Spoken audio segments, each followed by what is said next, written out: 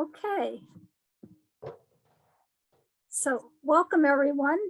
I'm Maria Volpe. I'm a professor at John Jay and the director of the Dispute Resolution Program. This breakfast is co-sponsored by the Association for Conflict Resolution of Greater New York and the CUNY Dispute Resolution Center at John Jay College.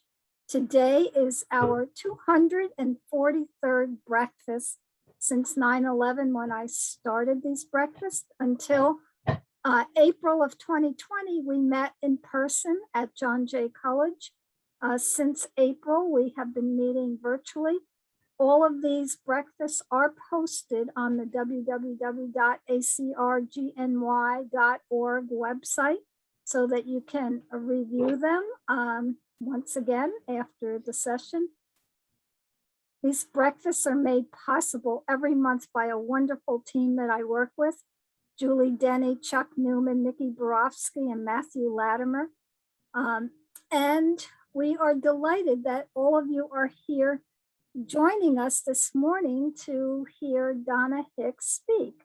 And with that, I am going to turn it over to Julie to introduce Donna. Good morning, everyone, and especially good morning to Donna. I want to tell you that this woman has an extraordinary background. She is an associate at the Weatherhead Center for International Affairs at Harvard University. She facilitated dialogues in numerous unofficial diplomatic efforts in the Middle East, Sri Lanka, Cambodia, Colombia, Cuba, Libya, and Syria. She was a consultant to the BBC in Northern Ireland, where she co-facilitated a television series, Facing the Truth, with beloved Archbishop Desmond Tutu. She has taught courses in conflict resolution at Harvard, Clark, and Columbia universities. In fact, she's coming to Columbia. I think she said next week. She might reference that. Someone, Donna, wanted to know if it was only open to Columbia students. She conducts training seminars in the US and abroad on dignity leadership training and on the role dignity plays in resolving conflict. She consults to corporations, schools, churches, and non-governmental organizations. She's an author. Her book, Dignity, Its Essential Role in Resolving Conflict, was published by Yale University Press in 2011. And her second book, Leading with Dignity, How to Create a Culture That Brings Out the Best in People, was also published by Yale University Press in August 2018. We are so lucky to have you here today. Donna, take it away. Thank you so much, Julie. I'm delighted to be here. I was telling a few of your colleagues early on when I signed on that this feels like being with my community. So this is not a stretch for me to, yeah. What's the stretch is to go into the corporate world or into healthcare but they still need dignity education. But to be here with all of you, that you've taken the time out of your busy lives, especially so early in the morning, I appreciate it. I appreciate it so much because first of all, I know that you all know a lot about dignity already. I'm convinced of that. I know that to be true. What I might have done that could be helpful to you in working with this concept with people is I've just put a name to it. I have made it concrete. I've operationalized what dignity is, what it isn't. I was telling Janet, I'm going to focus on that in a minute. But I think just taking the time and look, it took me 7 years to write that first book. So it took a lot of time to put all that together. But I have to say that you'll appreciate this. When I was sitting at those negotiating tables, when Julie was talking about my work in the Middle East and Sri Lanka and everywhere, I realized sitting at those negotiating tables that there were two conversations taking place in the room. The first conversation was about the political issues that divided the communities that we were working with. Yeah, and say it was the Middle East, they were talking about how to carve up the two-state solution, where to put Jerusalem, how to address the settlements issues. Those were the issues that are on the table that we were discussing. Now, the second conversation went what I always thought about it as going under the table. And it was a nonverbal conversation. There were no words, but the emotional force, it was like a tsunami that was going under the table. See, because we weren't talking about all of those emotional issues. In fact, one day I realized, oh gosh, we've got to figure out how to have that conversation, put words to that conversation that's causing such an upheaval in the room. And putting words to it, if I were to put words to it now, I mean, I didn't know it at the time, but to that conversation that was going under the table, it would have sounded something like, how dare you treat us this way? Can't you see we're human beings? Don't you see we're suffering and it doesn't even matter to you? So it was that I realized, okay, we've got to get that conversation on top of the table. And so I one day bravely, can't even remember where I was, but I bravely, because this happened everywhere, not just the Middle East. So I bravely raised this issue and I said, look, there was just a big emotional outburst here and upheaval. Can we please just put a pause on talking about the final status issues here? Can we just talk about what happened, this emotional reaction that you had? Well, I used that word emotional and they went ballistic. They said, emotional, this isn't emotional. This is about justice. This is about, okay. I said, okay, got that word wrong. So then I explored the trauma literature because I thought, oh, they're traumatized and they're reacting this way because they've endured so much trauma. And believe me, my heart was in the right place because I was thinking, oh, they have to have this trauma healed. And the only way to heal it is to talk about it. So anyway, I even spent a year at Harvard collecting people at Harvard who are also interested in this trauma and conflict. And after a year, I felt like, okay, I know how to work with this. I know, I've really educated myself. Well, I went I don't even know. I think I was in Sri Lanka this time. And I said, well, look, once this thing happened again, once there was this big emotional outburst, I said, look, this is really part of the conversation that we need to have. There's a lot of trauma in the room. I know people have endured so much trauma and well, they hated that word too. They did not want to talk about trauma. They said, get these political issues resolved, we'll be fine. Oh boy. So finally one day I said, it was like an epiphany, I was just sitting there listening to the same old. And finally I said, I know what this is about. This is about their dignity. This is about being treated as if they weren't even human beings. And of course we're going to respond to that. All human beings react when we have our dignity trampled on. And so I really felt like I hit the jackpot that time. I felt that word has tremendous meaning and that word has tremendous power. So I remember this time I was in Colombia working with a conflict there and it's so funny. So I went into this group that was all military people on one side and people in the Department of Defense, the Ministry of Defense, they call it there. And they were having a terrible, ugly squabble. It was in the news. It was all over the press. And so they hired me to come down and mediate that conflict. They wanted me to teach communication skills. Imagine, communication skills. So I thought, well, nothing wrong with communication skills, but I went there and I saw up close how deep these divisions were and how intractable these issues were between these two groups. And so I went and I got brave and I said to the people there, I said, look, I know I'm being hired to do a communication skills workshop, but my experience working all over the world is that there are much deeper issues here that are at play when relationships break down to the extent that we're seeing here in this room. There are always deeper human issues. And I said, my experience shows me that if we can focus on ways in which you feel that your dignity has been assaulted by this conflict, I think we're going to be able to repair this relationship. And I said, I want to see a show of hands. Who would be willing to talk about dignity in experiences where you felt your dignity was violated? Well, honestly, everybody raised their hand. Everybody had a story.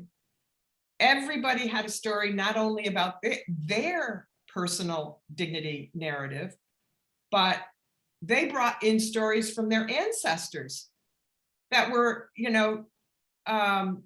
passed down like a dominant gene. Those trauma, dignity narratives don't go away unless we heal from them. So bingo, I did this 2-day workshop, and one of the military guys, he was actually a general, at the end came up to me, really sort of tapped me on the shoulder and surprised me. And he said, look, I know you saw me rolling my eyes in the beginning, when we first started this, but I have to hand it to you because not only did you help us restore the relationship here in the room, but I think you saved my marriage. Yeah. Oh, so anyway, I'm seeing Andrea here for the first time. Hi, Andrea. So yeah, it was really one of those moments, defining moments for me, when I recognized that I had nailed it. I had put a word to a source of human suffering around these conflicts that we could actually do something about. And so I went on this whole educational campaign. I wrote that first book. Again, it took me 7 years, but I finally figured it out. And from that moment on, I said, look, we're missing something. This is a missing link in my understanding of conflict. And once we can inject this dignity, this topic of dignity into our conflict resolution processes, if we can do it, and my thought was at the time, and it continues to be, that we have to do it first. Before we engage in any problem solving or any, let's roll up our sleeves and see how we can work with this, I think we need to do the dignity work first. And in our field, people always say, we got to find common ground here before we can move. I just heard somebody say it about the Democratic Party this morning on the news. We got to find common ground.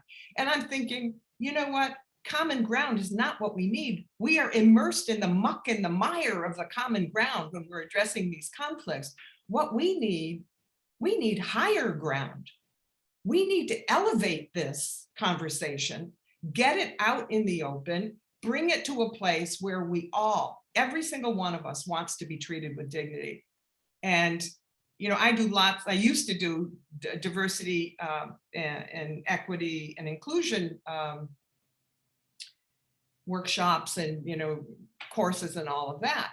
But now I'm convinced that instead of diversity, we need to focus on dignity, equity, and inclusion, because dignity is that higher ground. Dignity is that unifying place where we can all say, yep, this is what I want. I've worked all over the world. There isn't a single human being that came up to me after I talk about dignity to say, I don't want that. I don't care how people treat me. It is our highest common denominator. It just is. It's our highest common denominator. And that's where, in that higher ground, in that higher consciousness, we can actually move these profoundly human issues that create so much suffering for us. And I want to share my screen because I have a nice PowerPoint that I put together for you, and I want you to see it. Let's see, share. Okay. All right. So here we go.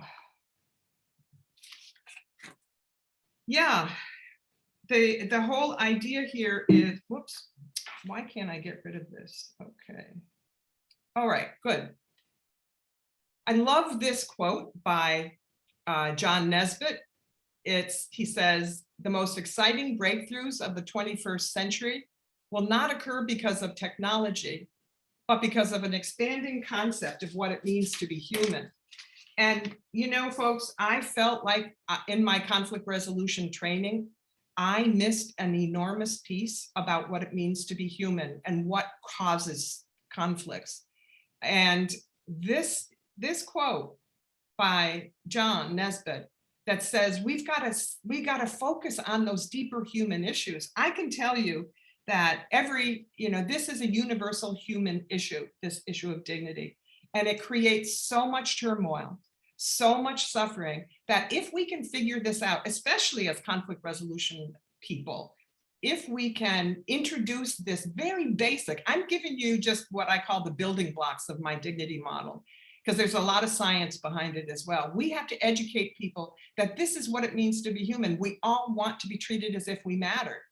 And so, and I think we have to increase our expectations of what we're able to do emotionally, increase our emotional capacities. We can do it by trying to focus our lens on dignity and what it means to all of us in our lives and relationships. You know, E.O. Wilson, one of my favorite evolutionary biologists, said, we have to understand ourselves and the world, not just survive it.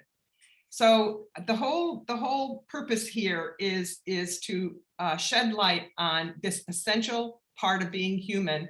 And honestly, it is, this issue of dignity is at the core. It's in our soul. It's a practical dimension. There's a spiritual dimension. There's an emotional dimension, and we're going to explore all that. So Janet asked, you know, what is dignity? How is it different from just being nice? Well, dignity, let me say at the outset, dignity is our inborn value. We all come into the world with dignity. It's in our DNA. It's our inborn value and worth. But what most people don't focus on when they think about dignity is that it is also inherently vulnerable. Just like our physical selves, just like our physical beings is vulnerable to being injured and trampled upon, so is dignity. So we want to just keep that in mind, that it's our inherent value and worth, but it is also very tender. You know, it's fragile, and we have to be mindful of how we treat each other so that we don't injure one another. All right, and so the thing, Janet, the most important thing here is that it's different from respect. Whoops, all these little cuties. Yeah, let's just stick with these little cuties for a minute. But it is different from respect, because I believe that respect has to be earned, whereas dignity is the baseline. We are all born with dignity, and we deserve to be treated as if we were born with dignity. You know, when I say it's different from respect, I'm thinking back to a conversation I had once with one of the conflict communities I was working with, and this guy said to me, you know, we demand respect from the other side. We demand it. And I said to him, after exploring all this dignity stuff, I said to him, oh gosh, you can't demand respect. I said, you can't expect that they're going to want to, you know, honor you and respect you in after everything that's happened. I said, what you can demand, and you have every right to demand, is to be treated with dignity. That is the baseline that has been crossed here in these conflicts. So the whole point is to get people to see each other as human beings, and to see that inherent value, to see that inherent vulnerability. And look, you know, I say we were born with dignity. Look at these precious little things. Is there any doubt in your mind when these little ones come into our lives that they are valuable, that they have inherent worth? And in fact, I think we would say they're invaluable, priceless, and irreplaceable. So what do we do with something invaluable, priceless, and irreplaceable? Well, yes, we cherish it, we nurture it, we take care of it, we protect it, we keep it safe, we, you know, all these things. Well, all those things includes nurturing their dignity. I think about it as liberating their dignity. we as caretakers of these young people, it is our job to liberate their dignity, because it's in there, but they may not know it. They need us to mirror that worth, that sense of worth and value. So yeah, I mean, I think these pictures kind of speak 1,000 words, because what I would love us to be able to get back to this notion of how precious we all are, you know, back to, oh my gosh, just think of little Janet or little whoever there, Chuck, or, you know, what we have to do, I think, is just, you know how we all have name tags, or not so much name tags as even like if we go into an office building, we need to have an ID card. I think we should all have ID cards that we pin on our shoulders that show a baby picture, not our current picture, but our baby picture. So everybody will remember, oh my gosh, she's invaluable, priceless, and irreplaceable. So, well, you know, that's a stretch, of course, but what I mean, this is my mission, actually, to try in every way possible to get in touch with this preciousness of each other. And when we're working with parties in conflict, I mean, that has vanished, as you well know. That connection to their value and worth is often, you know, pretty shaky. And so if we can, not to mention empathy for what they're going through with their vulnerability. So when we work with people, we're trying to restore that vision of these little ones, like this preciousness, this value, this inherent vulnerability that each and every one of us has. And, you know, if we can do that, you know, I have to say that after working with this idea for so many years now, I think we've really come up with 3 simple truths about dignity in terms of understanding what it means to be human. The first truth is that we all want to be treated with dignity. The second truth is when we're not, we suffer. And the third truth is that when we are treated with dignity, we flourish. We just flourish. When dignity is the medium of exchange between 2 people, you've got a relationship that is on fire. You've got a relationship that works. So this is why, you know, working with parties in conflict, I always say, look, you're missing an opportunity here to really shift the dynamics in your relationship, where not only are you going to be treating the other person, but it's kind of like what Diane was saying, you get so much back when you do that as well. And then, so that whole chain of reciprocity starts when somebody does a simple act of honoring dignity. It can trigger a whole lot of other really powerful positive emotions as well. So here we go. I told you I'm an academic, so I really wanted something more than just my anecdotal experiences. Even though it was all over the world where I did this and this issue came up, I wanted to understand what was going on at a deeper level in scientific terms. So I explored the neuroscience literature, and I came up with this one study, was one bit of research done out in UCLA by Naomi Eisenberg and Matt Lieberman. And what they did is they put people in these brain scans, you know, fMRIs, put them in there, they're laying down, and up, when they're looking straight up, there's a screen and they're flashing different scenarios in front of them. And what they wanted to do is they wanted to figure out what part of the brain was triggered and illuminated when these varying scenarios were presented to them. So here's the not so interesting and obvious point that I want to make, is that they found that when people were exposed to having a physical injury, like a broken arm, for example, the part of the brain that was illuminated was the ancient pain center. You all probably know it as the limbic system, and in particular the amygdala.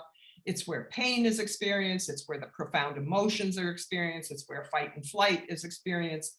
And so, well, that's obvious, right? We know that already.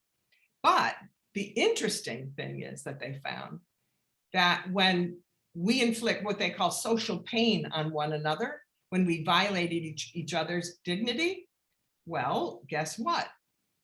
It shows up in the brain in the same area as a physical injury.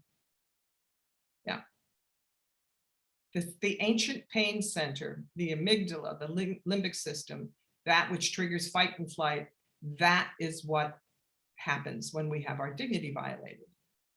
Well, but think about this, because when we get a physical injury, we go into the emergency room, maybe even 911. We might even dial 911 to get, if we can't get ourselves to the hospital. We go, we get this pretty cast. Look at that nice red cast. And everybody feels sorry for us. Like, oh, I'm so sorry. Let me hold the door open for you. Well, what happens when we get our dignity violated? What happens when we're shamed or humiliated or discriminated against or treated unfairly? Nothing happens. Usually these dignity violations get swept under the carpet until they stockpile to the extent that there's an explosion. And then that's basically what was happening at those tables when I told you that big emotional upheaval that happened. Yeah, we can't, these dignity violations don't go away on their own. We say, oh, time heals all wounds, forget that. And that's just not true, period. I don't know who the heck ever came up with that idea. But these dignity wounds, these assaults to dignity, they really need to be addressed straight on. And by addressing them, I mean that they need to be acknowledged.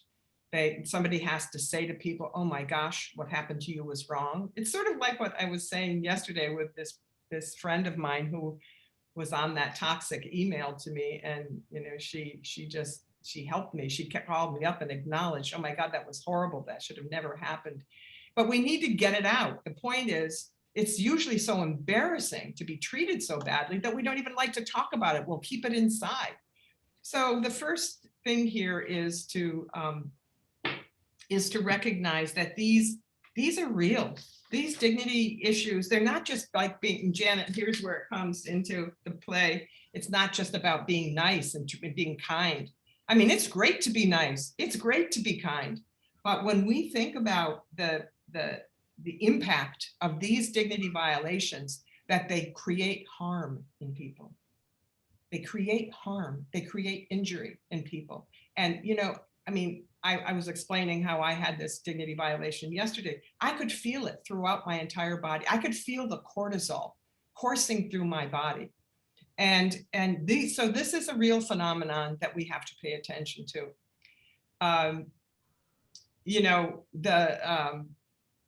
The most exciting thing, I think, and that people have found the most helpful, exciting, well, I don't know, exciting, but certainly helpful, is that I told you that I actually made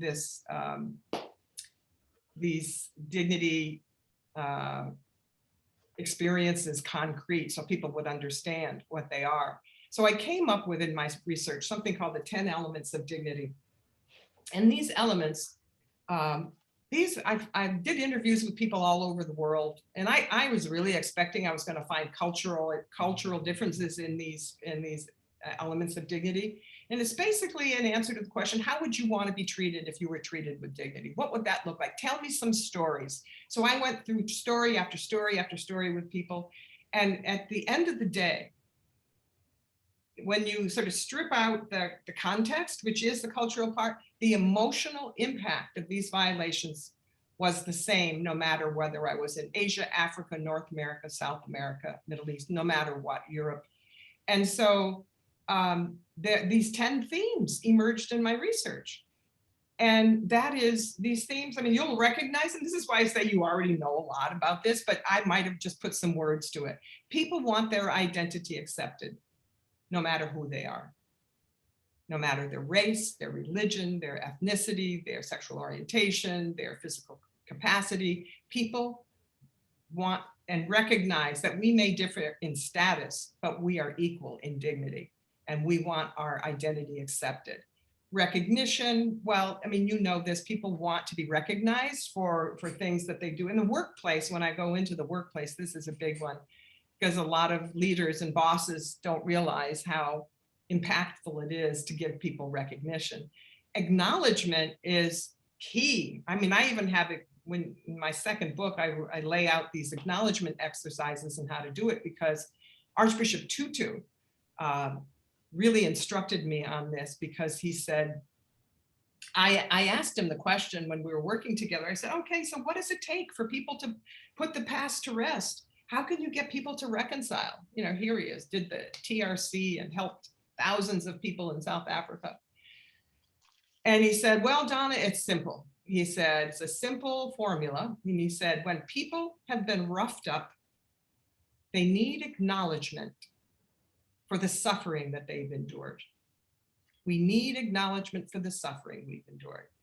And so this, if you take away anything here, somehow, if you can get your people to acknowledge, I mean, this is part of a bigger, deeper process, but this is usually the piece that turns the, you know, the transformation channel on. It's usually what can help people get, if they feel acknowledged, they can sort of let go.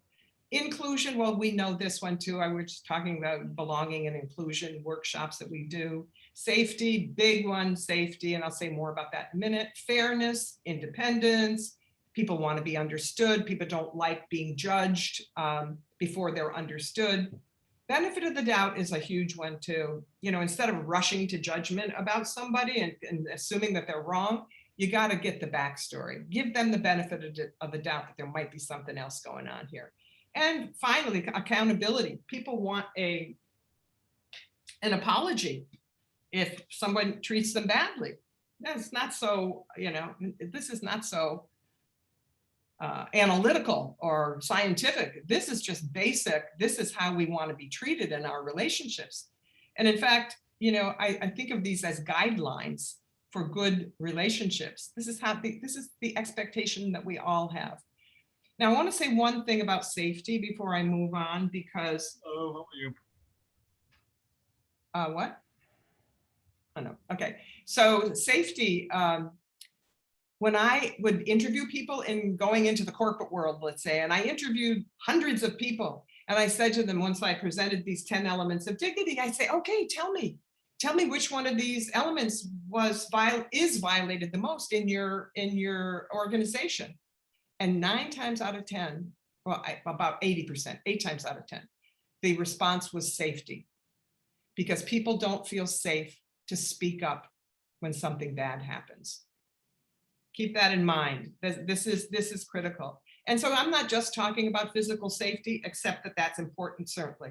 I'm talking about psychological safety, just safe to be your authentic self, safe to speak up if something doesn't feel right.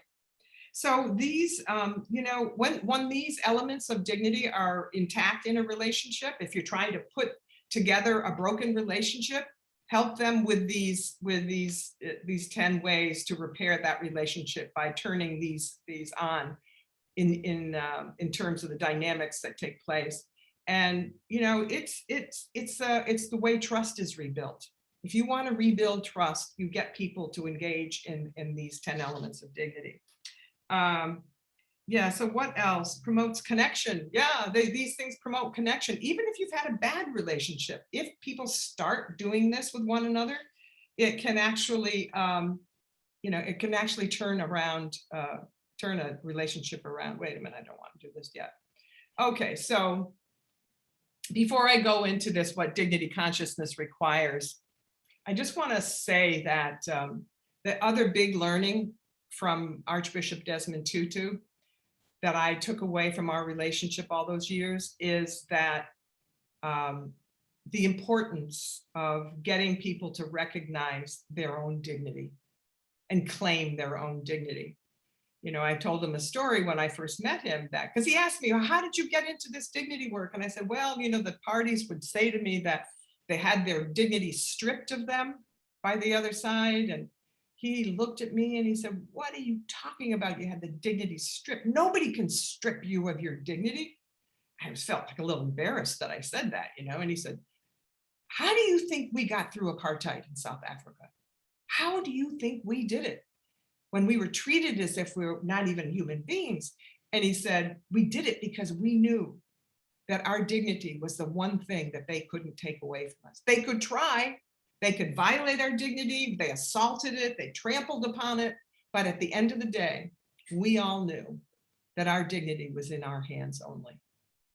And I thought, whoa, yes, of course, because I have to admit that I really did in the beginning think that other people had the power to strip it away from us. But there's a difference between having your dignity assaulted, which Archbishop Tutu says, those are real, just like I was explaining. And though we need to heal from those dignity wounds, but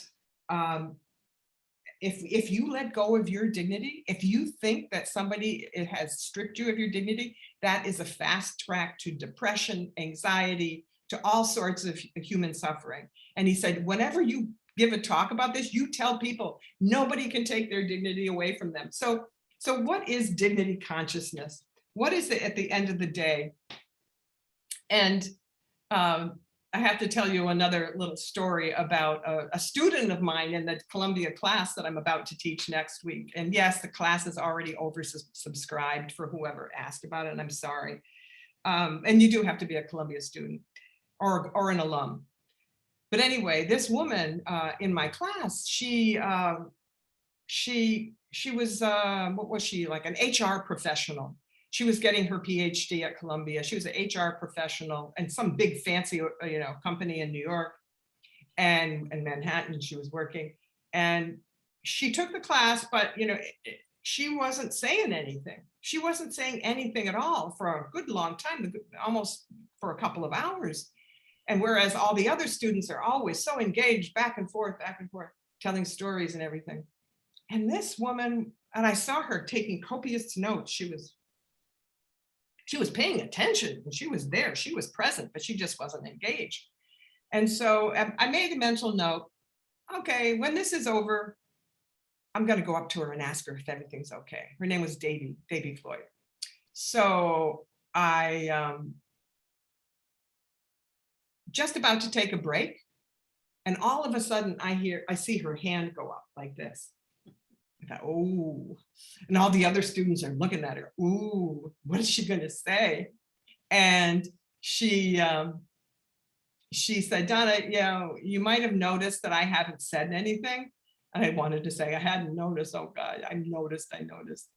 and she said, I'm listening to everything you're talking about here with dignity, about how we have to claim our dignity, about how we have to treat each other by using the 10 elements, all of this stuff, this individual to individual interaction. And she said, but Donna, honestly, I think, and I love it. She said, I love it. She said, but I think dignity is bigger than you think it is. Yeah, that's what I said. And all the students are like, all of a sudden the students are sitting up straighter and looking at her. Wow, what do you think? What do you think, Davy? And she said, well, I think dignity was given to us in a sacred trust when we were born. And it's our duty not only to take care of our own dignity and the dignity of others, but the dignity of the entire human experience on this planet. This is so big because the planet has dignity too. And we have to treat, this was so, she was, like before her time, and before the whole climate change, urgency popped up. But anyway, long story short, she affected all of us sitting in that room. And by saying, yeah, it is big. And I ended up coming up with a concept called, well, you'll see in a minute, but in answer to the question, what dignity consciousness requires, it requires three things. It requires connection, connection, and connection. Okay, so what's the first connection? You want to guess? Yeah, to your own dignity. You got to find your own dignity. You got to connect to the dignity of others. and connect to something, the dignity of something beyond the self, bigger than yourself. And, you know, and a lot of the environmental activists always say to Mother Nature and to take care of the planet and all of that. And it's so relevant now. But, you know, I call these the 3 C's. And if you are working with people especially in a conflict relationship, you want to look for where the disconnect is. Where is the disconnect here? Have the people gotten connection to their own dignity? Are they treating others with dignity? And what about, you know, and I like to think of this 3rd connection is really making some kind of a contribution and connection to the greater good. What can we do? And my students love this notion that living a fulfilled life is having these 3 things connected. And they want to be working toward a bigger purpose, towards something other than just maintaining their own well-being. So I use this as a diagnostic tool when I'm working with people. Where is your disconnect? Because with these 3 connections, I do believe that this is a formula for a fulfilled life, living a fulfilled life. Not that I'm not getting too grandiose here, but one last thing I want to share with you, and then I'm going to stop. Let me just get a drink of water. So the last building block of the dignity model, the last bit of research I did, and you'll love this as conflict resolution people, was look into the literature on evolutionary psychology and evolutionary biology. So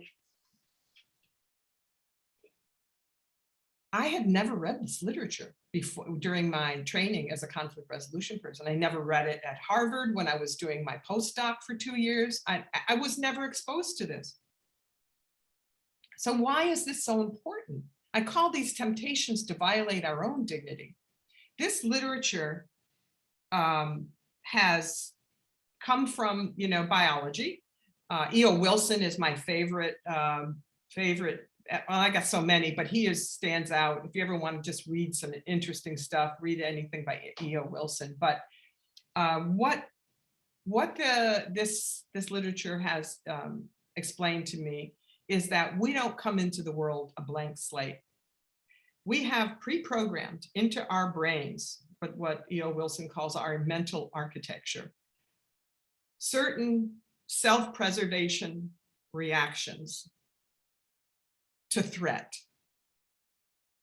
Okay, somebody comes and threatens us, we have these immediate reactions, and they're involuntary. And it's hard to stop them once they get on a roll. And the other truth here about the human experience is we do not like to look bad in the eyes of others. We have this fear of humiliation. That idea of being shamed in front of lots of people, that is such an aversive reaction. It feels terrible. And if you think about those brain scans, when you are shamed or humiliated, that area of your brain is going like overtime. You got cortisol running through your body. So we have these involuntary reactions. And the question is, what do we do about them? And let me just go through them quickly because we can talk about them in the Q&A too. But one of the things that we do is we want to take the bait. When somebody violates our dignity, we want to get back. We want to get even. And I can tell you, I just had this, I told you earlier, I just had this bad experience of somebody violating my dignity.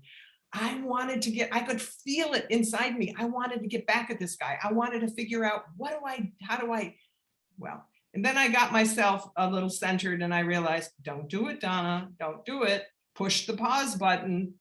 So anyway, we take the bait. We want to return the harm. We want to get even. And the problem with this is that if we take the bait, we're letting somebody else's bad behavior determine how we're going to act because we're just reacting. We're not reflecting, we're reacting. Saving face. So this is so common. We've seen it a million times here in our political environment, that instead of owning up to doing something wrong, making a mistake, to, whatever it is, we cover it up. And in the old days, I used to use Lance Armstrong as an example, but now there's so many new ones I could use. But Lance Armstrong is apolitical, so let's just stick with him.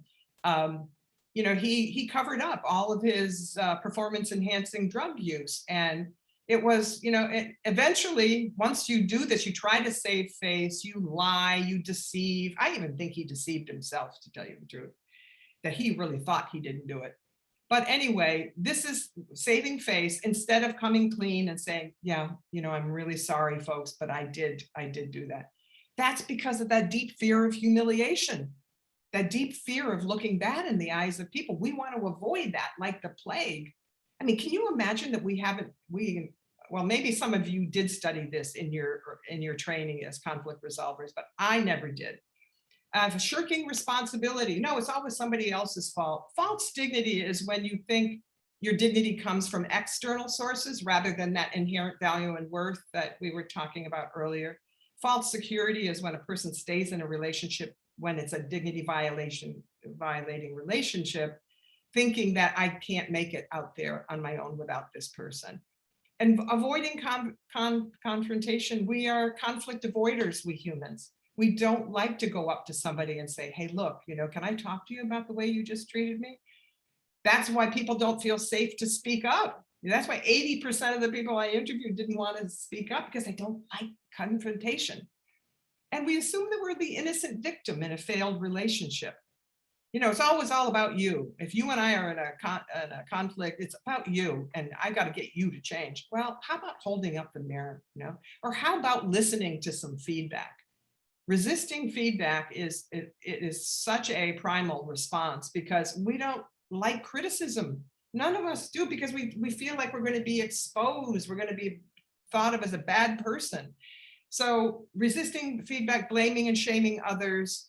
Gossiping is an interesting one, because if you don't like confronting the person who violated your dignity, one of the things we do is we start a gossiping network. We tap into the gossip network.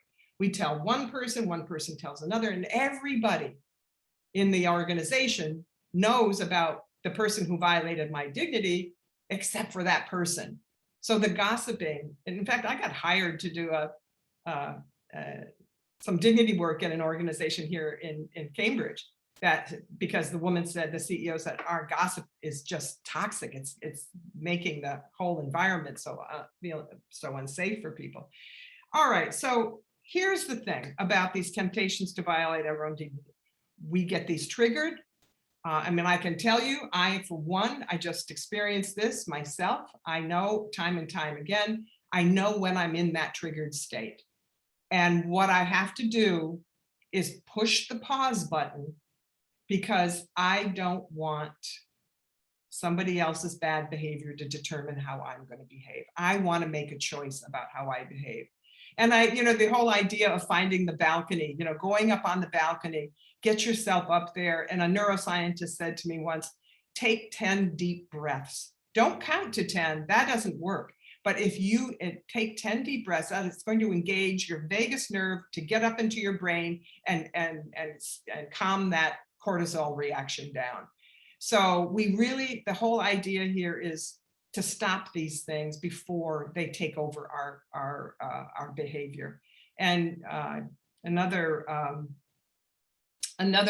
psychologist, another evolutionary biologist actually says that biology is not destiny unless we ignore it. So if we just let these behaviors unconsciously,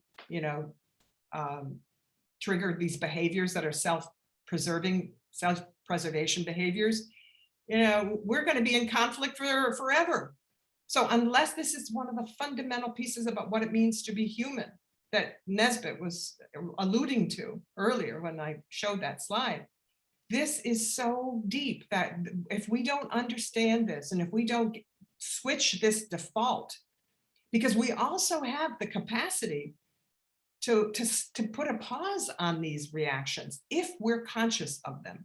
If we know, oh my gosh, I know I'm in a triggered state right now. I know I'm likely to do something that I'm going to really, really regret.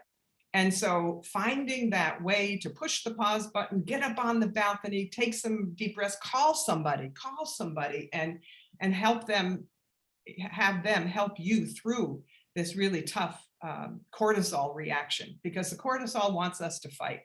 The cortisol wants us or fight or flee or freeze, as we know, those three reactions. So we just have to take care of ourselves when we're feeling this, because the problem is we're violating our own dignity. We're becoming perpetrators. And so we want to avoid that. And, you know, so I was giving this talk in the corporate world, and this one executive said to me, well, Donna, you know, what you're doing here is you're asking us to be very vulnerable. Admit to making mistakes, take in feedback. Are you kidding me? We don't do that here. And I said to him, well, yeah, I am asking you to be vulnerable. Absolutely. Because vulnerability is where the truth resides. And if you start messing with the truth, you're going to have all kinds of problems in this organization. You're going to have people who don't feel safe. You're going to have people who are resentful, who are angry, who are demanding to be seen and heard and listened to and all of that. And so, yeah, truth is the greatest casualty when we try covering these things up. And again, we have what it takes to reprogram ourselves. This is the beauty of the neocortex, the part of our brains that can actually intercept that amygdala reaction. We can do this, but it takes practice. I swear to you, it takes practice. You know, I've been doing it for years, and, you know, hold me to the mast, you know, that whole idea of somebody's got to hold me back. We need help with these things when they happen. Let's see if there's anything else I want to share with you about this. All right, last thing I want to tell you, and we'll do this quickly so that we can have a nice Q&A. You've got all these self-preservation instincts going, but what if the self you're preserving is in desperate need of change? What if you're avoiding looking at yourself? What if you're avoiding holding up that mirror and saying, gee, you know, other people can see what I'm doing that's toxic and that's violating other people's dignity.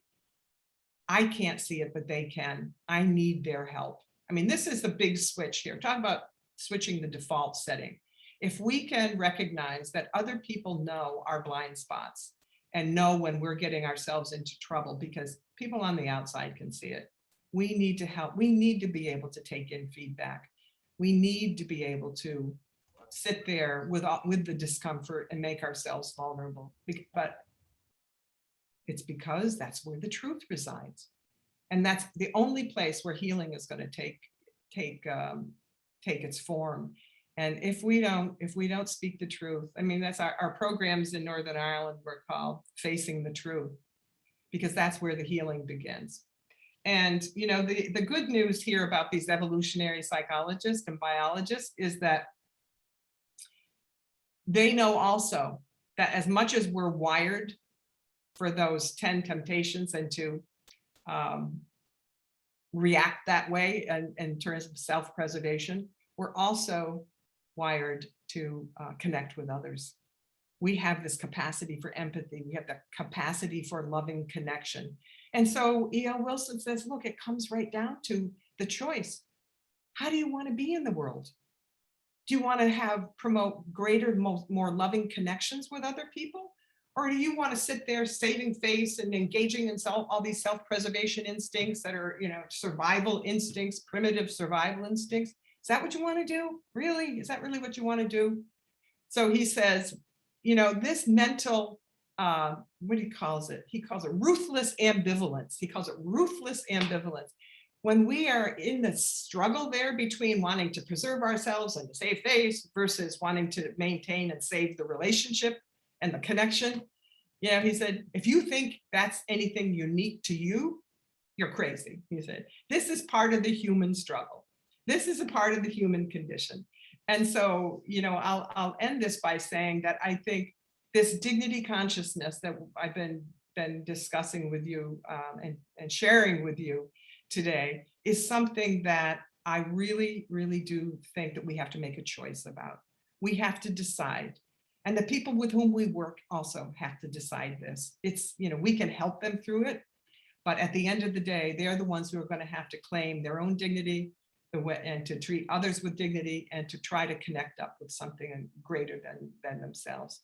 So I love this quote by Viktor Frankl. He says, "Nothing is more powerful than an idea whose time has come." And I really believe that dignity's time is now. Thank you. Thank you.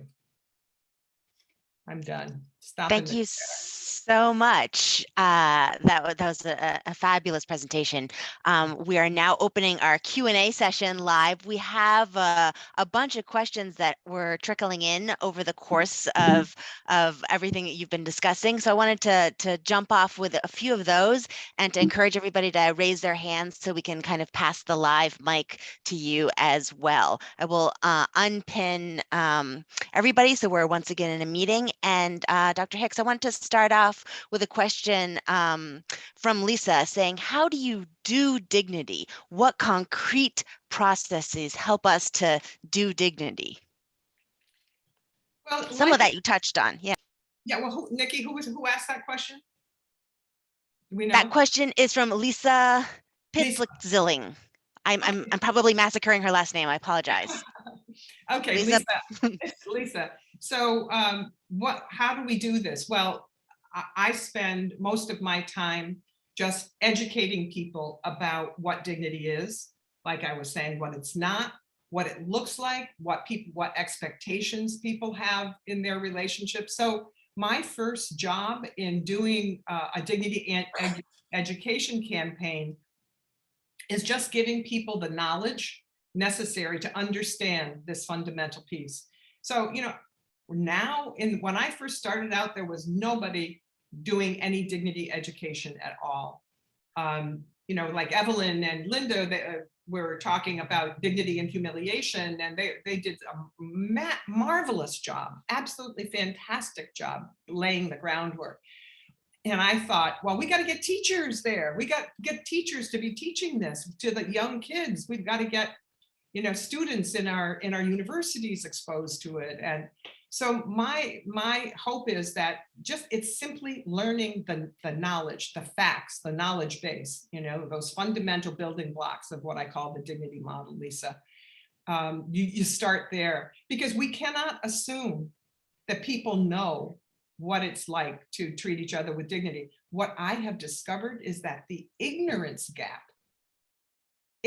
surrounding this topic among really educated people like all of us, and it is just remarkable how little thinking people have given this concept. They may feel it, but they don't know what it is that they're experiencing a dignity violation. And I think that the most first start is just educating people about what it is, what it isn't, and the building blocks. If I could just add to my question a tiny bit, it was actually early in the talk when you talked about, you actually started a conversation with people saying, I know I'm here to teach communication, but I think we need to talk about dignity. And I was thinking about how sometimes as mediators, we come up with processes that kind of scaffold the behaviors that will lead to successful conflict resolution. So like in restorative justice processes, like we have a formula that people can kind of walk through to kind of get there. And I was curious about if you're scaffolding dignity conversations to kind of bring that from under the table to on top of the table, is there anything that you do or ask to kind of get that going in a concrete sort of way? Well, what I do when I'm asked to go in, Lisa, and to do a dignity seminar with people who are in conflict, I let them know straight away that what I am going to do before we address your conflict, because typically they're both sides in the room. I say before we start doing some problem solving in terms of trying to resolve your conflict, I'm going to give you this dignity education training. And so, I mean, I used to do this. I think about the work that I've done, lots of work in Turkey with all kinds of different, communities in conflict there. And it's on the program that the first 2 days, let's say, because when I do this in person, we do a lot of experiential exercises. It's not just me up here. I mean, on Zoom, I can't do the experiential exercises, but it would be great to show you some at one point, but we can't. So I spend lots of time getting people to tell their stories, but it's a very organized and step-by-step process where they first learn the basics, just like I presented to you. We would do that over several hours, but also add a few. I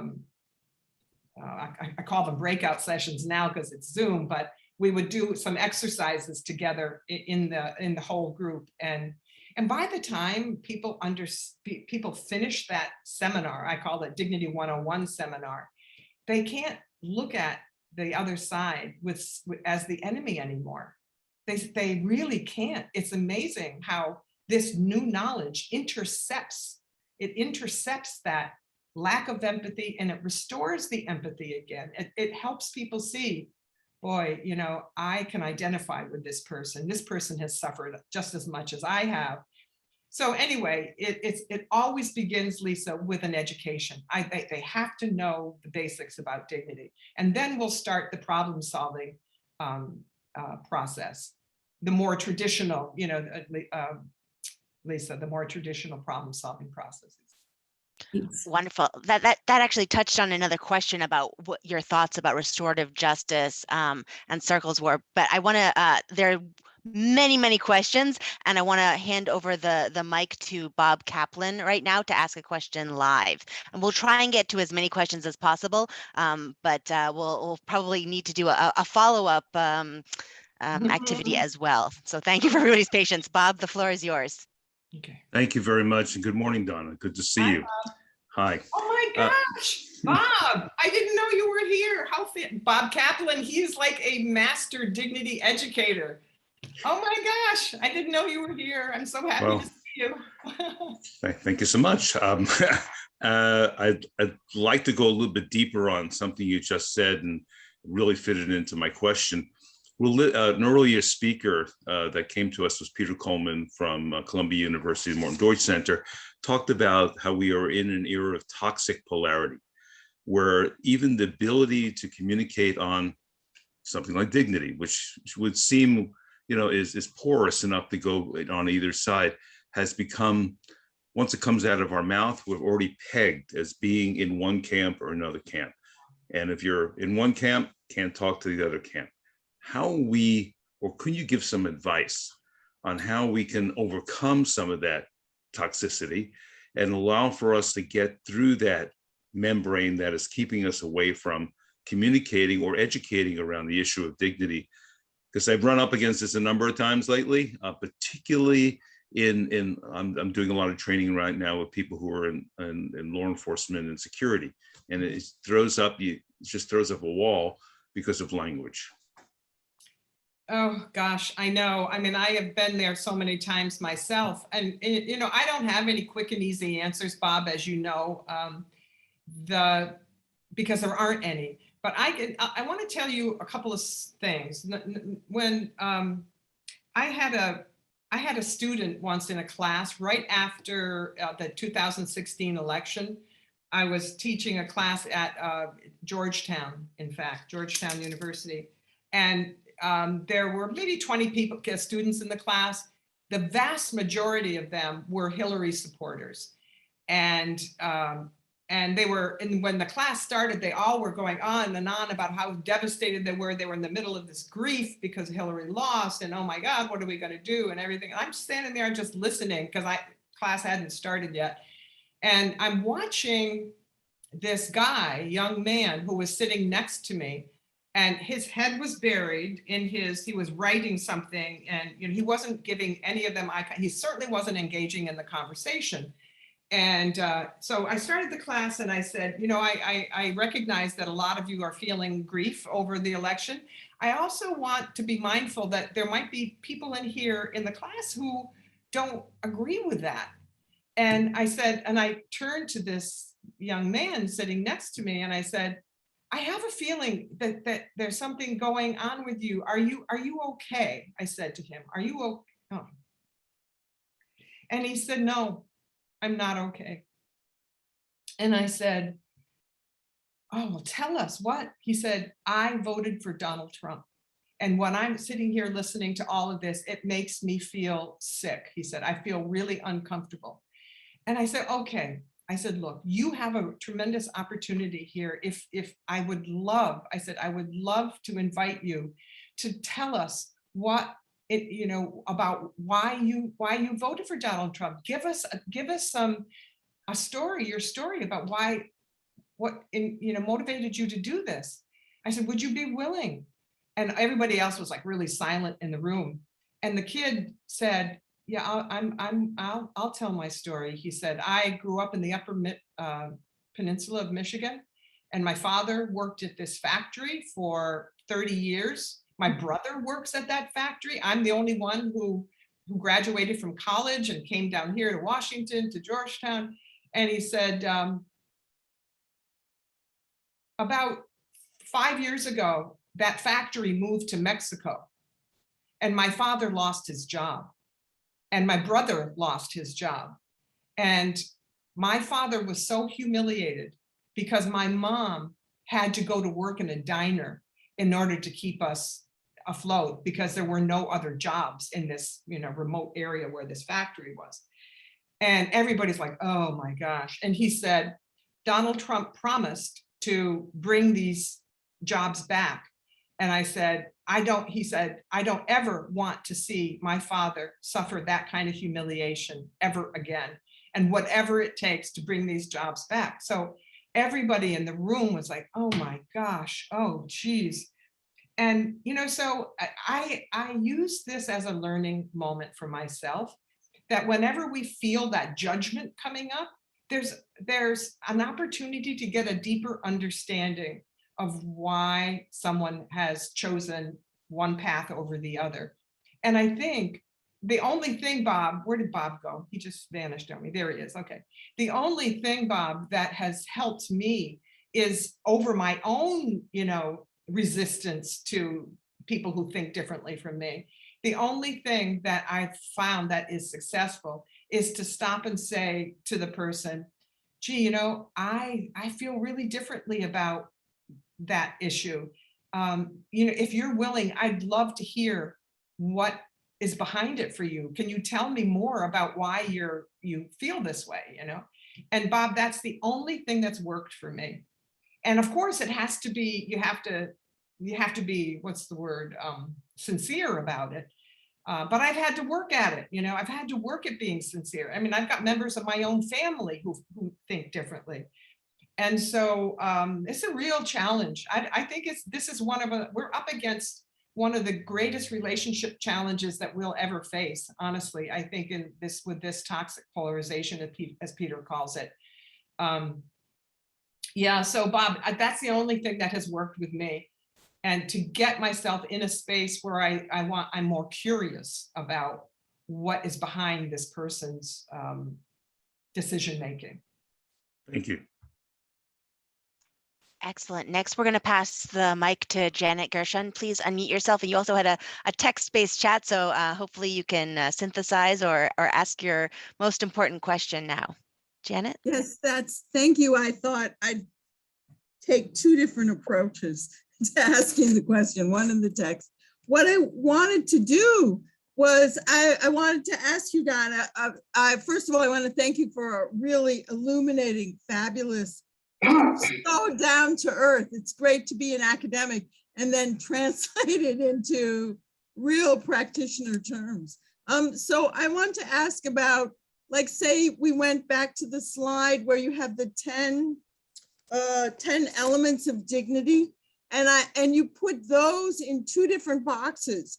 And I wondered what your thinking was of sorting them. And then you had the two different boxes for the, this might be too much for right now in this question, but I was really curious about sorting the threats into two boxes too. But what if we just go to the 10 elements? This has given me a really good idea for something I'm trying to explain. So I'm curious how you explain it. I'm sorry to say there wasn't any deep analytical thinking behind that. My student put this slideshow together, and he said, oh, it'd be fancy to put these instead of just listing them. Oh, but how about let's put a nice red thing around them? And I said, okay, fine. And they aren't even in any particular order, Janet. So it was strictly cosmetic reasons to put, so not both the temptations and the elements. But it gives me an insight because I'm writing on legitimacy and legality. So legality is, justice in a formal way. And you're really discussing legitimacy. What makes things legitimacy and how it's legitimate? Our sense of dignity is connected to what's right and what's wrong. Right. Okay. And so I thought, so I work with these people who think, they're talking about justice and rationality and reasonableness. But we're still working on this relational sense of justice. And there's also an intersubjective component. So I think, here's the framework for you. If you want it, I was thinking the first box is the intrasubjective, or intersubjective, between yourself and yourself, or with another person.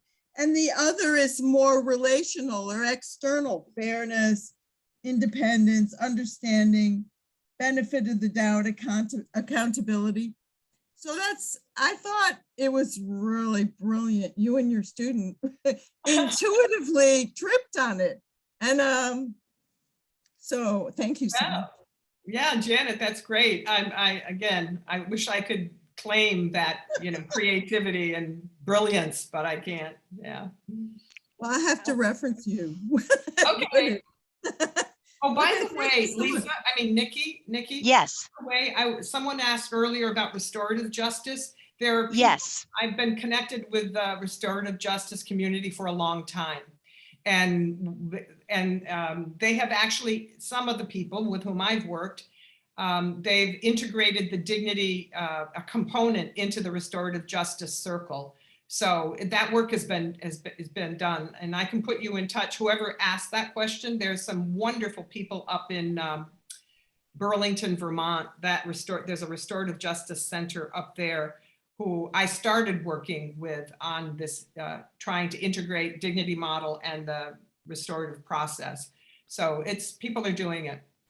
Excellent. That was Kira Nureli. I'm sorry for mispronouncing again, but that'd be great. And when we follow up, we'll send a bunch of resources in our follow-up email so that people have access to. There are a couple of people who have asked about books to read based on some of the people you've mentioned, E.O. Wilson books to help understand and dig deeper. And also just to say live, we will be also providing the slides so that people can continue their inspiration and thinking deeply. I wanted to pivot to a question about that kind of brings us a little bit closer maybe to the specific audience of dispute resolution people. But actually, let's since we have so many live hands up, Harvey Newman from New York City, you were next on the raised hand question. You've been here since the very beginning, so why don't you take the mic and ask your question?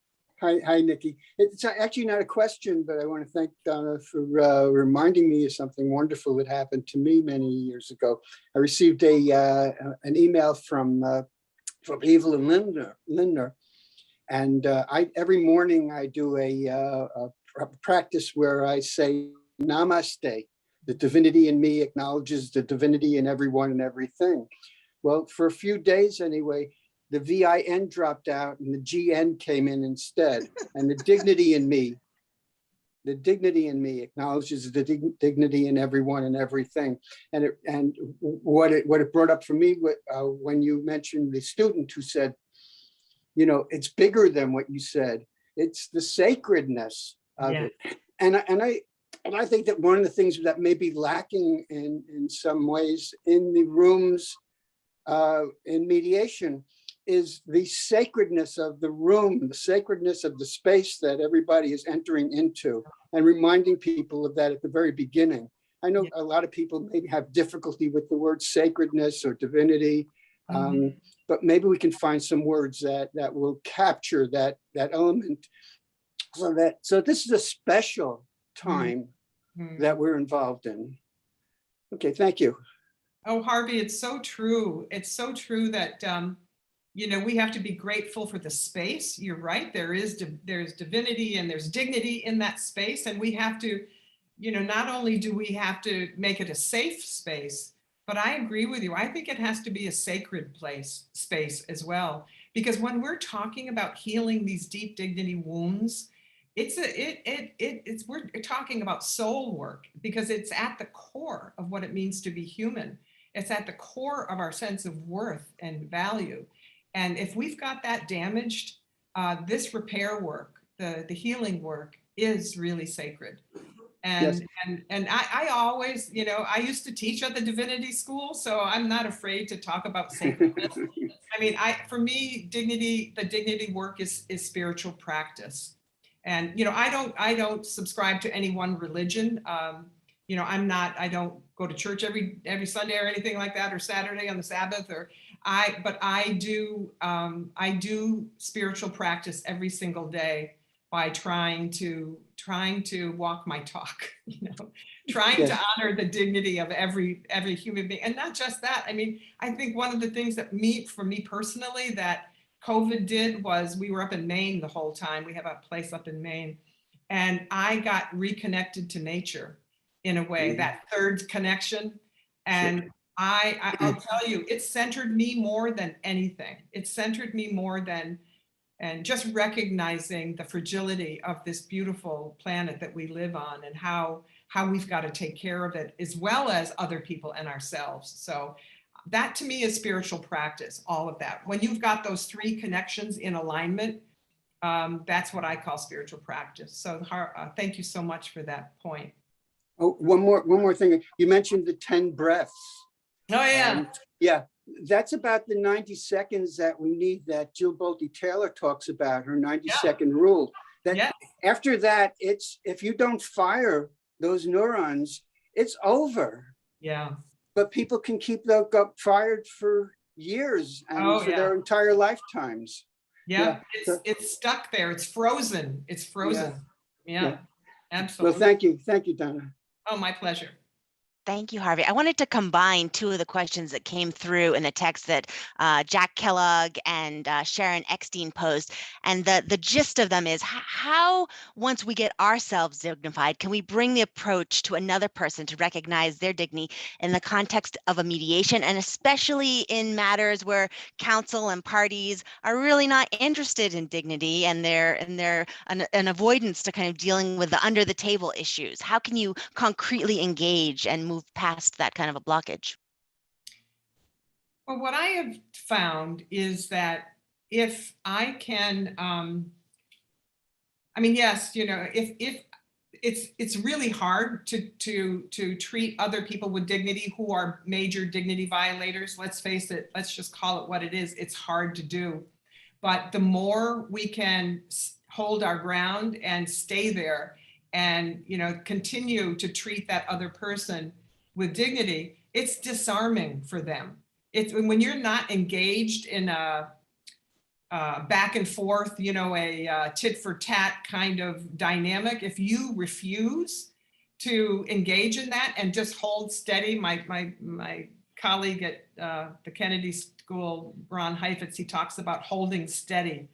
And that if you're in a leadership position, especially with someone, which you are when you're mediating, of course, you got to just hold steady. And, you know, Archbishop Tutu said to me once, when I confessed to him that I was really worried that when we were doing our encounters with victims and perpetrators up in Northern Ireland, I said, look, there's this one guy who's coming in who just took a cement block to somebody's head and killed him. I said, how am I going to maintain that dignity and connection with him? And he said, well, if you find yourself, you know, losing that connection, just keep on digging. He said, keep on digging. Yeah, he always used these funny expressions, but yeah, you got to just hold steady with that, with honoring people's dignity no matter what. And it is a challenge, believe me. But that's why I call it spiritual practice, you see, because we're extending ourselves in the most beautiful way if we can do that.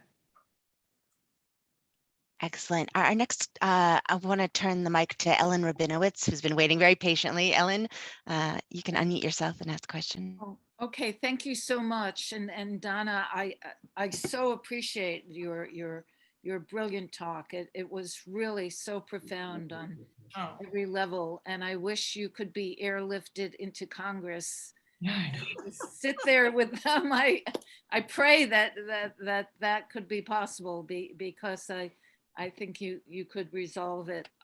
Thank you so much. I'm a psychotherapist as well as a mediator, and I wanted, as you said, about expanding the conversation. So I wanted to bring in other populations that I work with, that I think this is such an important concept. I work with the developmentally delayed and intellectually delayed adults, and also seniors, and at times people with Alzheimer's. And I think this concept goes, way beyond just conflictual parties. I have found that in working with the developmentally delayed, I over 10 years I've worked with them, I've learned, always to treat them with dignity. And that is something that very, very few people ever do, with seniors who are incapacitated, with people who might seem outwardly to be less than or to be handicapped or challenged in some ways. They are usually treated very much without dignity, very like they don't even exist. And my experience with the people I work with is that they always calm down. They're not excited. They appreciate me, even on the very, very lowest level. There is something, our human spark connects, and they appreciate it, and we love each other. And that is something that more people have to know. And people dealing with conflicts, conflictual family relationships, where people might be wanting to institutionalize somebody, to remember that they are human and they need dignity. And I know my mother used to say, I'd go with her when she was very old to a doctor, and the doctor would kind of ignore her and speak to me, and she'd pipe up and she said, "What am I, chopped liver?" I think it is just such a profound and needed concept in this world. So I don't know if you've worked with those populations, but I just think it's a very important to understand. We don't know what's going on, but people always can sense when they have respect, no matter what level they're on. Well, Ellen, I think you said it all. I mean, there's really nothing I could add. It's absolutely the case that people with those kinds of challenges, whether it's, ageism, or whether it's, just developmentally delayed people, or whatever the issue is, they are very aware of the way people are treating them. I mean, there's almost like a sixth sense, Ellen. You know this better than I do because you've worked directly with them. But I've been in conversation with, the Shriver family, the Eunice Shriver, how she did the Special Olympics. Remember that? They tell stories. I'm just trying to think of the guy. I know him really well. Mark Shriver, is his name Mark? I think. Anyway, he has told me so many stories about dignity and people in those communities, and how the recognition, just recognizing them, acknowledging them, reaching out, helping them be seen, be heard, be responded to. It's really a magical dynamic that gets started when people are experiencing that. And no matter who, you're right, Ellen, to say it isn't just this community. It's every human being. Again, it's back to what Nesbitt said. The more we understand what it means to be human, that's when the greatest breakthroughs are going to take place. This is a human phenomenon, no matter what the manifestation is. Excellent. We have one more live question from Judy Munoz. Would you unmute yourself? Yes, good morning. Good morning, everyone. Thanks for an excellent presentation. I'm attached to the Resolution Center of Jefferson and Lewis counties as a certified mediator and a volunteer. I had to take some notes because this is overwhelming and very thought-provoking, and it really stirs up a lot of issues. I'm an educator, never got a chance to teach, but to me, the root of resolving a lot of issues is through education. I agree that inherent right is inherent right in human disposition at birth, to have dignity, but that evolves into dignity violators. It's not until something happens years later, like we are in mediation sessions, and all of a sudden dignity, that's a very important element that must be addressed so that we can have effective communications. So my suggestion to you is, or recommendation is, the key to really getting a lot of the surface information into the system is through education. Oh. You can tell us, and I've absorbed it, and we will hopefully use it more effectively in our sessions. But to me, the key is writing books for teachers, writing books for students so that they can learn early on. This is not taught in school, just like finances and some things, aren't taught in school. And when kids get older and they have to be adults and employ some of these concepts, it's lacking. So my suggestion is, if you can write a book for students or something in the school system, rally through congressional methods too. I agree. That's the only way to get this into the system. You have the knowledge and you're applying it to us, but all the people that aren't mediators and all these people that need to use this in life, I might say that's a problem, lack of dignity and throughout my day. A lot of people don't respect each other. And I used to work in the EEO. That's a very important element. If you can write a book for children or something for the school system so that people can start learning from the beginning. There's a big gap between birth and mediation, so birth and being a grown adult, and not, here we are, most humans, we don't respect people with the dignity that everybody deserves. I'm a free proofreader. So if you want to write a book, I'm volunteering now to do it for free because it's so important. We have to get this information into the school system. This should be a part of the curriculum, seriously. So Judy, you're going to be delighted to learn that, well, there are a lot of teachers who are teaching dignity now, a lot of them. And in my second book called Leading with Dignity, chapter 5 is about all of the educational programs that are in process now. Diane Thamer, who was here, I think she was driving, so she had to get off. But she started a remarkable program in Brooklyn. I don't know whether it was Brooklyn or I think it might have been in Brooklyn. Yeah, Janet, yeah. Where she works with middle school students, people who are from disadvantaged communities. But that's not the best. I mean, that is the best. She's great. There's an organization in Boulder, Colorado that Rosalind Weissman has started. It's called Cultures of Dignity. And she has put together an amazing manual for teaching conflict resolution and dignity together. I actually wrote the foreword to her manual. So, Judy, these people who are educators and who are working with kids all the time, they know it so much better than I do. So I was just thrilled that they took my basic building blocks and they put their signature on it, and applied it to their workplace. And I mean, now we've got dignity programs all over the world now. There's an organization in New York called Global Dignity, and they are teaching young kids all over the world about dignity. You might want to Google them. They're right there near you. But if you just to get yourself feeling good and excited, if you want to see the work that's being done, you can feel happy about that. I mean, to me, it makes me happy. I always go and look and see what they're doing, and it's like, oh, wow, this is amazing. So, I couldn't agree with you more. I'm the first to say that this is a problem of lack of knowledge. And if we can close that knowledge gap and offer this information, because again, this isn't just about being nice. There's a whole lot of science behind it. And I mean, there's stuff that I'm giving you the appetizer version of this. There's so much stuff that's going on now, wonderful science that's corroborating everything that we're saying. And so we're in a good place. We just need to scale it up. We need to get more people to be exposed to this, that's all. Yeah, I agree. It's just, you talk about these things and they have it in the school system, but yet I see it on a day-to-day basis. People aren't required to use it. People aren't using it. There's a lack of knowledge on dignity. So I'm just Totally. trying to figure out what is it going to take so that everybody has to be responsible for it. Yep, I agree. Listen, I hope they read my books. I hope they do. Yeah, I will. But thank you very Wonderful. much. This is Oh, very, you're very welcome. interesting. You're welcome. On that note, I think we have to call to a close in respect of everybody's time.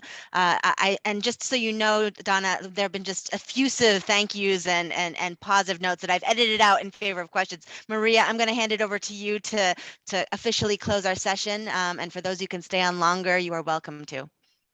Right. Thank you so much. I echo everything that everyone has said. This has been truly fabulous, much needed, very timely, and honestly, probably one of the most important sessions that we've had here. So thank you so much, Donna. Really appreciate it. What I'm going to do is turn off the recording, and Donna has offered to stay for a few No, minutes. I actually can't. I you actually can't. can't. I'm so sorry, Okay. but my husband is downstairs waiting. We're supposed to be Okay. driving to Maine, so Okay. yeah, I can't stay. But everything's in my books. If you want to go deeper, the two books are, I mean, sounds like shameless self-promotion, I realize, but I'm really serious. There's so much that I went so deep into the issues in my book. So feel free and let me know. Contact me. You have my information. Maria's got it, and so listen. And I will put your email in the chat as soon as I get a minute here. Excellent. And we've been asked if we can share your PowerPoint. Sure. Yeah, but just don't put it online. I don't want just random people. I mean, if it stays in your community, I'm fine with that. But just don't put it online. Okay. We'll only share it with the registered attendees. Thank you, Donna. You're welcome. Thank you all. Thank you all for taking the time. I've enjoyed this so much. Thank you. We have a really appreciated your Thank you, time. Donna. Enjoy Maine. Okay, so it's